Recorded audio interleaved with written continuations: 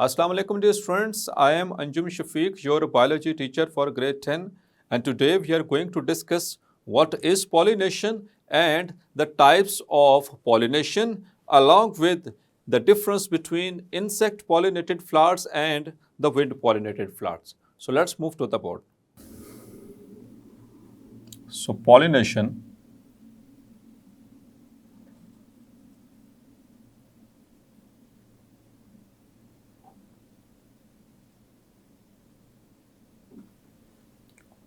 first of all, its definition.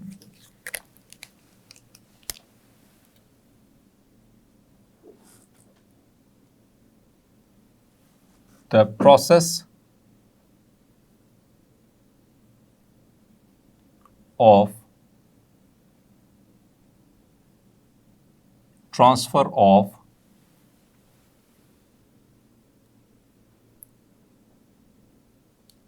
pollens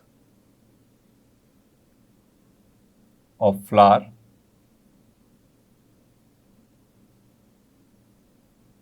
to the stigma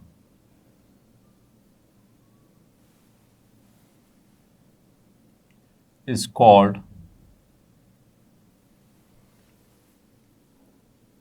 pollination. तो students just एक flower के जो pollens हैं, यानी पॉलन्स कहाँ पर मौजूद हैं? एंथर में। तो एंथर के जो पॉलन्स होते हैं वहाँ से उनका लैंड करना या अटैच हो जाना to the stigma of the female part, reproductive part, is called as the pollination. Now its types.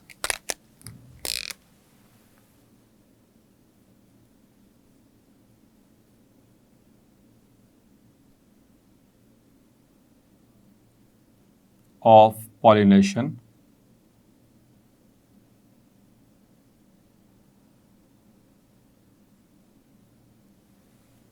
So dear students, there are two types of pollinations. Number one is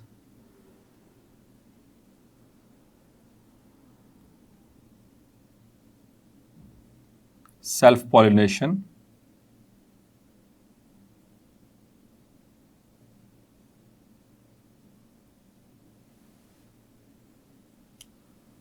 And the second one is cross-pollination. पहले हम self pollination को देख लेते हैं. So in self pollination, it is the transfer of pollen grains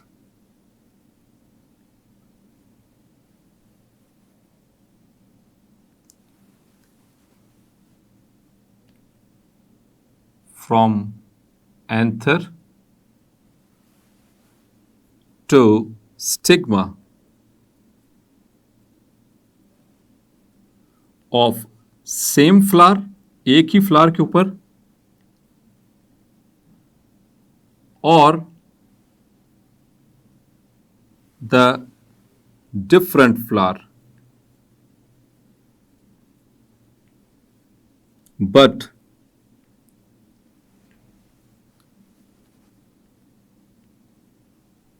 at the same plant, एक ही plant के ऊपर, एक ही प्लांट में एक ही फ्लावर के अंदर पॉलन जो है वो स्टिग्मा के ऊपर अटैच हो रहे हों, या फिर डिफरेंट उसके फ्लावर्स के ऊपर. Let's have an example. जैसे कि लेट्स सपोज दिस इज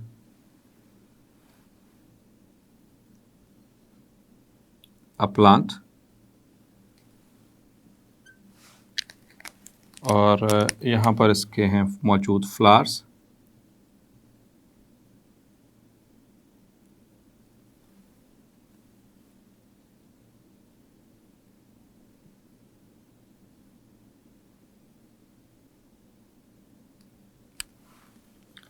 और लेट्स सपोज के यहाँ से पॉलन्स वो यहाँ पर आकर इस फ्लावर के ऊपर, डिफरेंट फ्लावर के ऊपर यानी क्या कर गिर जाए, लेकिन प्लांट सेम रहे, या फिर एक ही फ्लावर के ऊपर उसके जो स्टेमन यानी कि स्टेमन से उसके गाइनोशियम के ऊपर आकर अटैच हो जाए। So this is called as self pollination. इसी तरह से डियर स्टूडेंट्स, इसकी जो सेकंड टाइप है that is cross pollination.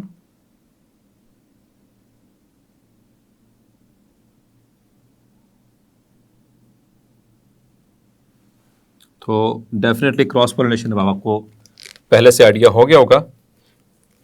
So in case of cross pollination that is the transfer of pollens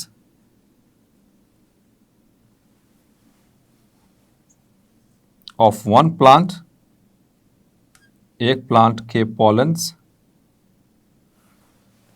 to the stigma of other plant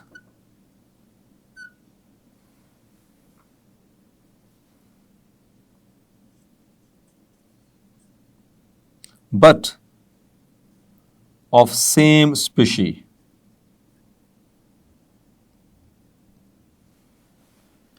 is called cross pollination.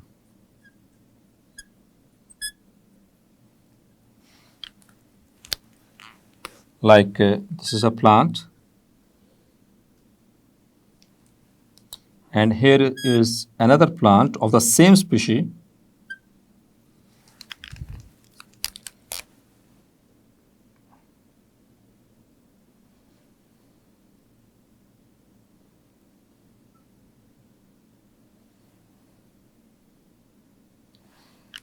so if the pollens from this plant are transferred to the anther to the stigma of the other plant but of the same species, this kind of pollination is called as cross pollination. और students cross pollination के लिए मुख्तलिफ तरह के अल्लाह ताला ने agencies रखी हैं for cross pollination.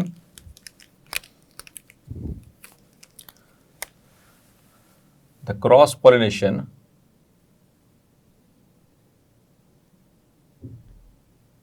occurs through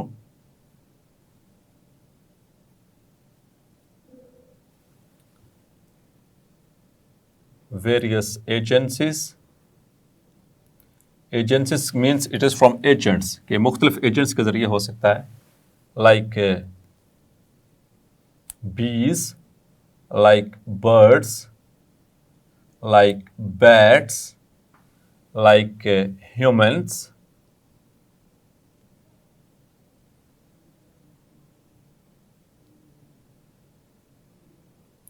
so this kind भी इसके अलावा भी कुछ और एजेंट्स हो सकते हैं जो कि क्रॉस पॉलिनेशन में हेल्प कर सकते हैं। अदर इंसेक्ट्स भी हो सकते हैं। डियर स्टूडेंट्स, अब जो ये पॉलिनेशन है ख़ास तौर पर जो है इसमें हम दो तरह के फ्लावर्स डिस्कस करते होते हैं। एक होते हैं इंसेक्ट पॉलिनेटेड फ्लावर्स और एक होते हैं विंड पॉलिनेटेड फ्लावर्स। और उनको अल्लाह ताला ने मुख्तलिफ तरह की स्ट्रक्चरल एडेप्टेशंस दे रखी हैं जिसके बिहाफ के ऊपर उनको पॉलिनेशन में हेल्प करती हैं। तो आइए उसको डिस्कस करते हैं।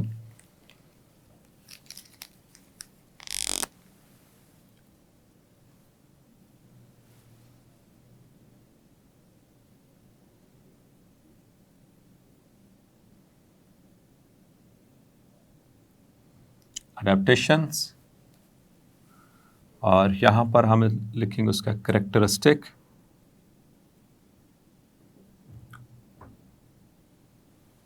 Here the insect pollinated flowers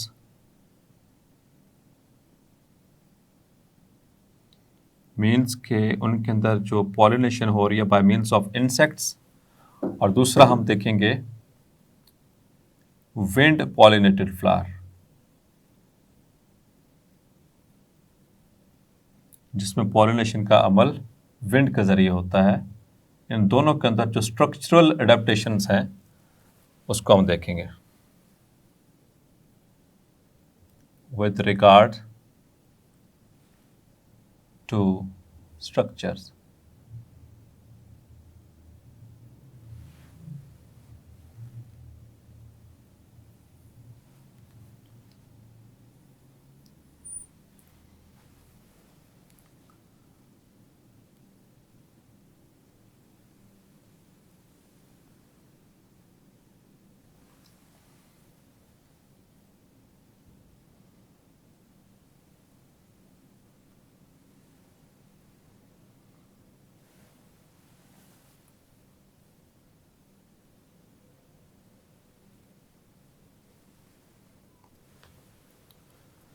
So students, I am going to explain,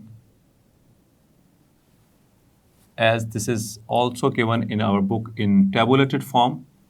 इस तरह से कंपैरिजन में ये लॉन्ग क्वेश्चन के तौर पर पूछा जा सकता है, इसमें शॉर्ट क्वेश्चंस भी पूछे जा सकते हैं, एमसीक्यूज पॉइंट ऑफ व्यू से भी ये वाला टॉपिक इंपॉर्टेंट है। क्लियर? तो कैरेक्टरिस्टिक्स देखेंगे जहाँ जहाँ पर वो कौन कौन सी एडेप्टेशंस हैं, कौन कौन से कैरेक्टरिस्टिक्स के पॉइंट ऑफ व्यू से। Now the first point is size.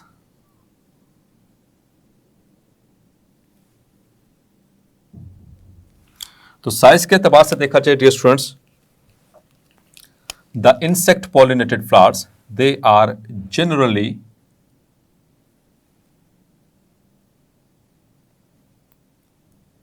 large in size. As far as wind pollinated flowers are concerned, they are generally small in size. लेकिन यहां पर हम कंपैरिजन में बात करें, इसके कंपैरेटिवली ये थोड़े स्मॉल होते हैं विंड पॉलिनेटेड, और इनके कंपैरिजन में ये थोड़े से लार्ज होते हैं। Clear? Next characteristic is colour. So as far as color is concerned, dear students, तो जो insect pollinated flowers होते हैं, they have bright colored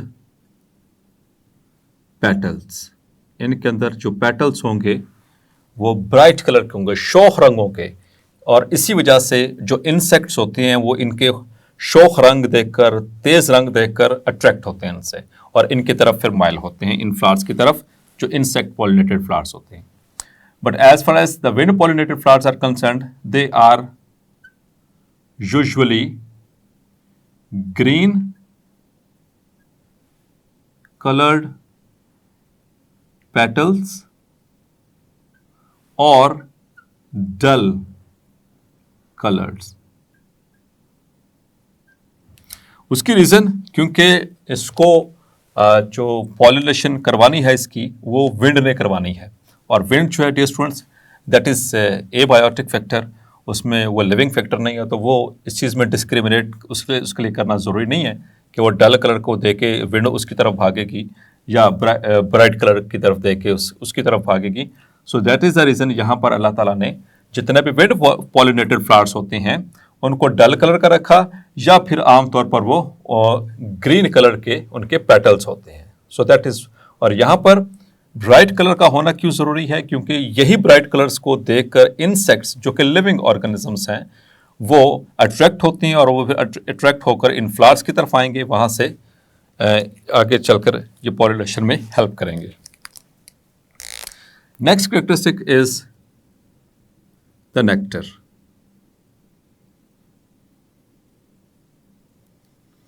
तो डियर स्टूडेंट्स, नेक्टर का नाम आपने सुना है। Nectar basically it's a juice, a watery juice होता है जिस which is composed of sugars usually like glucose, like fructose, और sometimes they also have some proteins and amino acids in them, और मोस्टली इसके अंदर उसमें वाटर होगा।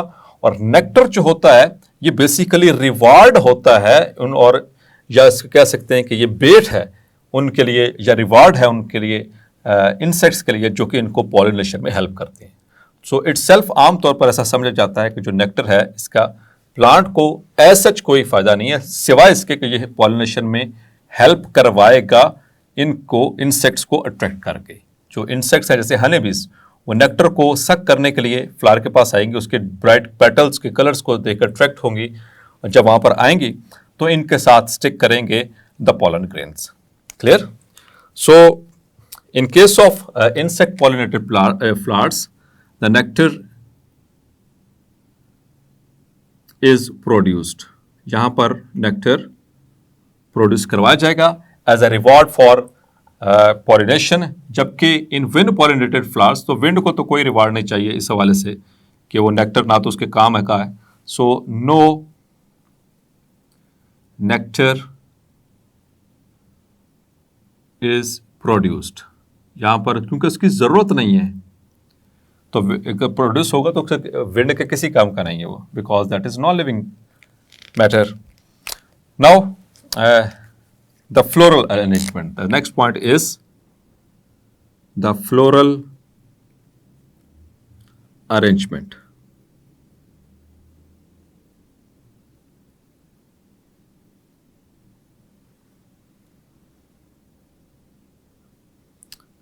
Floral is from flower, यानी कि इसके फ्लावर्स की अरेंजमेंट किस तरह से होगी। तो डियर स्टूडेंट्स, जो इंसेक्ट पॉलिनेटेड फ्लावर्स हैं they are usually facing upwards. Upwards का मतलब कि इनके फ्लावर की जो पोजीशन होगी वो इस तरह से होगी, ऊपर की तरफ, आसमान की तरफ। जबकि विंड पॉलिनेटेड फ्लावर्स की they are usually facing downwards. उसकी रीजन क्या है? अपवर्ड डियर स्टूडेंट इसलिए कि it will provide a platform, तो एक प्लेटफॉर्म प्रोवाइड किया जाएगा फॉर द इंसेक्ट्स कि वो आकर यहाँ पर लैंड कर सकें। क्लियर? जबकि वो जो विंड पॉलिनेटेड है वो डाउनवर्ड इसलिए हैं क्योंकि जब विंड चलेगी तो वो आसानी से शेक कर सकेंगे, और जो उनकी शेकिंग के दौरान जो है उनमें से जो पॉलन ग्रेन्स हैं या पॉलन जो हैं वो ऐसे ट्रांसफ़र हो सकेंगे और वो इजीली रिलीज हो सकेंगे। Clear? So that is it's floral arrangement. Now another characteristic is their stigmas and stamens.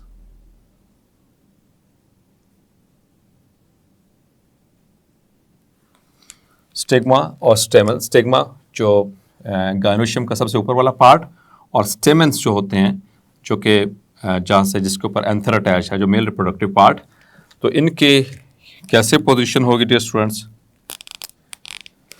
So in case of insect pollinated flower the stigma and the stamen are enclosed in the ring of petals। तो ये अंदर enclosed होंगे। आपने देखा flower का structure, bye sepals, sepals का petals, और petals के अंदर मौजूद हैं इनके स्टेमेंस और स्टिग्मा, और वो उन ऊपर ऐसे रिंग मौजूद है, और इसी वजह से वो आएगा जो इंसेक्ट है और उसके ऊपर आकर जैसे बैठेगा और वहाँ से नेक्टर सक करने की कोशिश करेगा, तो तब वहाँ से वो अपने साथ पोलन ग्रेन अटैच करके या डिटैच करके जाएगा। As far as wind pollinated flowers are concerned, dear students, their stigma and stamen are hanging downwards and outwards in the ring of petals। जैसे कि लेट्स सपोज ये विंड पॉलिनेटेड फ्लावर और इसका जो स्टिग्मा और स्टेमन है, ये इसका स्टेमन, ये भी स्टेमन, और ये है इसका स्टिग्मा। तो ये हमेशा फ्लावर से बाहर होंगे, रिंग में से बाहर होंगे, जबकि यहाँ पर ऐसा नहीं था। जो कि नॉर्मल स्ट्रक्चर हमने देखा था फ्लावर का, उसमें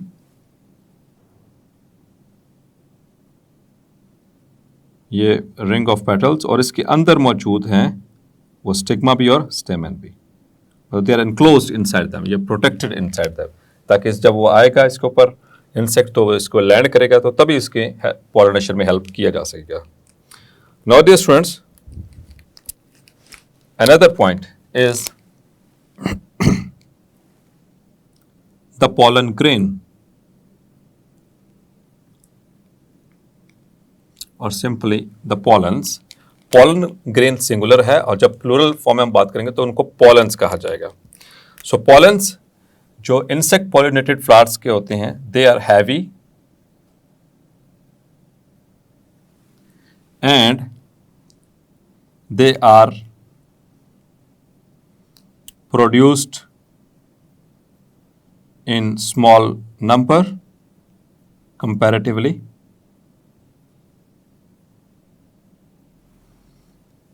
and they are also sticky. ये ताकि वो स्टिक कर सकें एनिमल के साथ जो इंसेक्ट है. जबकि विंड पॉलिनेटेड के अंदर डियर स्टूडेंट्स जो पॉलन्स होते हैं दे आर लाइट वेट, बिल्कुल हल्के होंगे, and they are produce in large numbers, produced in large number. उसकी रीज़न क्योंकि हवा के ज़रिए जब उड़ के जाएंगे तो अक्सर नीचे गिर जाएंगे, तो कुछ कुछ जो है वो पहुंच पाएंगे to the stigma. So that is the reason they are produced in large number and they are very light weight, ताकि हवा के साथ वो उड़ के दूर दराज जो प्लांट्स हैं वहाँ तक पहुँच सकें for the purpose of pollination. इसी तरह से डियर स्टूडेंट्स एक लास्ट पॉइंट जो है वो हम डिस्कस करेंगे यहाँ पर, that is the shape of stigma. Shape of stigma, जिसने रिसीव करना है पोलन ग्रेन को, तो उसकी शेप कैसी होगी उसको हम डिस्कस करने लगे हैं. So as far as the insect pollinated flowers are concerned, इनके जो स्टिग्मा होते हैं they are pin head shaped and they are sticky also, चिपक सकें वहां पर जाकर. पिन हेड डिस्टेंस इस तरह से होता है. पिन हेड जब देखा पिन ये इस तरह से जैसे नेल होता है, तो इस तरह से पिन हेड, इसे कहते हैं पिन हेड शेप्ड स्टिग्मा, ये like this. So this is pin head stigma. जबकि जो विंड पॉलिनेटेड फ्लावर्स होते हैं स्टूडेंट्स, इनका जो स्टिग्मा होता है दैट इज feathery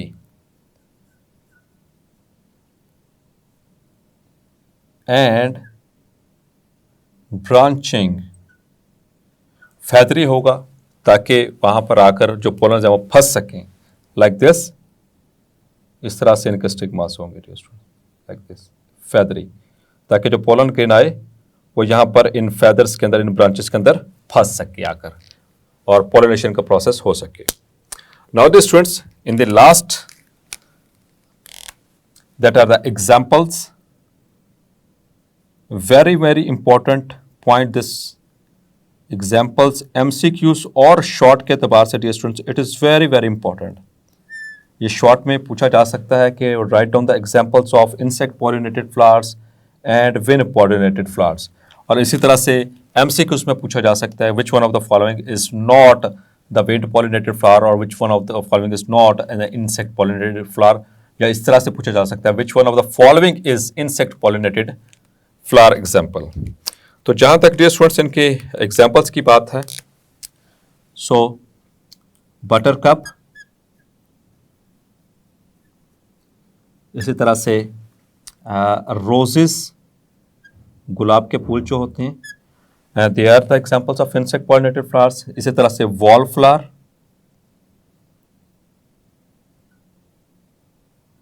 इसी तरह से डियर स्टूडेंट्स सनफ्लावर,